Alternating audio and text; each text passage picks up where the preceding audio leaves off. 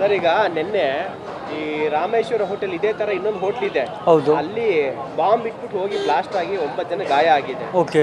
ಏನೋ ಜನ ನೆಮ್ಮದಿಯಾಗಿ ಊಟ ಮಾಡಕ್ ಬರೋದು ಅಂತಂದು ಹೋಟೆಲ್ಗಳು 100% ಬಾಂಬ್ ಇಟ್ಟು ಬ್ಲಾಸ್ಟ್ ಮಾಡಿದ್ರೆ ಏನಂತೀರಿ ಸರ್ ಅಂತವ್ರಿಗೆಲ್ಲ? ಸರ್ ಅದು ತಪ್ಪು, ಯಾರ್ಯಾರು ಮಾಡಿದಾರ ಟೋಟಲ್ ತಪ್ಪದು.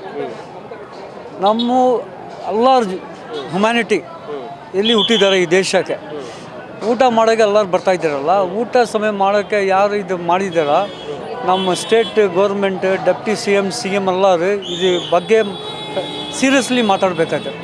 ಯಾಕೆಂದರೆ ಊಟ ಮಾಡೋದು ಬಂದುಬಿಟ್ಟು ಇಲ್ಲಿ ಎಲ್ಲ ಬಂಬ್ ಬ್ಲಾಸ್ಟ್ ಎಲ್ಲ ಆಗ್ತಾಯಿದ್ದಾರ, ಅವ್ರು ಯಾರು ಮಾಡಿದಾರ ಅದ್ರ ಬಗ್ಗೆ 100% ಸೀರಿಯಸ್ ಆ್ಯಕ್ಷನ್ ತೊಗೊಳ್ಬೇಕಾಗುತ್ತೆ.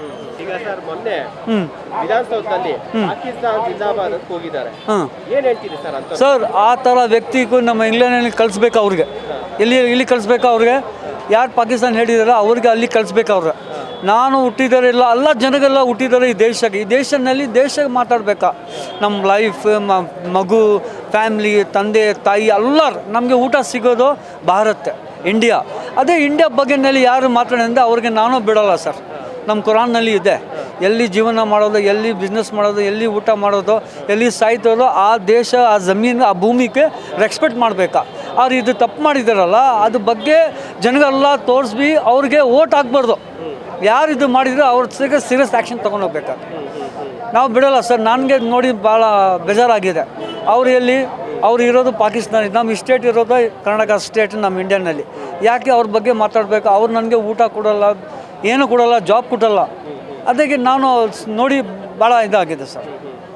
ಈಗ ಓಲಿ ಅವರು ಇಲ್ಲಿ ಬದುಕ್ತಂಗೆ ಪಾಕಿಸ್ತಾನದಲ್ಲಿ ಹೋಗಿ ಬದುಕ್ಬೋದಾ ಸರ್ ಇವಾಗ?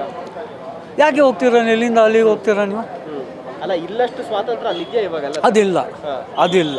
ಯಾಕೆಂದರೆ ನಮ್ಮ ಇಂಡಿಯಾ ಮಾಶಾಅಲ್ಲಾ, I am proud that I have born from this country. I am really happy. What facilities India is reaching from needle to rocket, we are manufacturing. India is the country, is a golden bird, and especially Bangalore is a garden city. Now you can see the environment, you can see the place, buildings, everything is super, it is there. So people should be united, we should stand and work and support for all humanity. We should be one. If we be one, we can reach the goal, we can be top of the world. So I always again speak Pakistan. I don't care about Pakistan because this is my country. I am happy that I have born. I have studied 2 corporators, 6-time MLA, 2-time MP. I am proud for my parents. My parents gave me a chance. They said you stand and do work and better work. ನಾವು ಈ ಏರಿಯಾದವರೇನೆ ಆಗಾಗ ಯಾವಾಗನ ಬೇಜಾರಾದಾಗ ಬಂದು ಇಲ್ಲಿ ತಿಂಡಿ coffee ಕುಡ್ಕೊಂಡು ಹೋಗ್ತೀವಿ. ಇಲ್ಲಿ ಶುಚಿಯಾಗಿದೆ, ರುಚಿಯಾಗಿದೆ. ಹಾಗಾಗಿ ನಮಗೆಲ್ಲರೂ ಅಷ್ಟು ಇಲ್ಲಿ ಬರಬೇಕು ಇಷ್ಟ ಆಗಿದೆ. ನಿನ್ನೆ ಆಗಿರೋ ಘಟನೆ ಗೊತ್ತಾಯ್ತಾ ಸರ್? ಗೊತ್ತಾಗಿದೆ. ಏನು ಹೇಳ್ತೀರಾ ಘಟನೆ ಬಗ್ಗೆ? ಹೋಟ್ಲು ಬಗ್ಗೆ ಏನಿಲ್ಲ, ಹೋಟ್ಲು ಒಳ್ಳೇದೇ. ಘಟನೆ ಬಗ್ಗೆ ಏನು ಹೇಳ್ತಿದೆ ಸರ್? ಘಟನೆ ಬಗ್ಗೆ ನಮಗೆ ತುಂಬ ಬೇಜಾರಿದೆ. ಬೆಂಗಳೂರು, ನಾನು ಹುಡುಗನಗಳಿಂದ ಅಂದರೆ ನಾನು ಇಲ್ಲಿಂದ ಓದವಳಿಂದ ನಾನು ಇಲ್ಲೇ ಇರೋದು, ಈ ಏರಿಯಾದಲ್ಲೇ.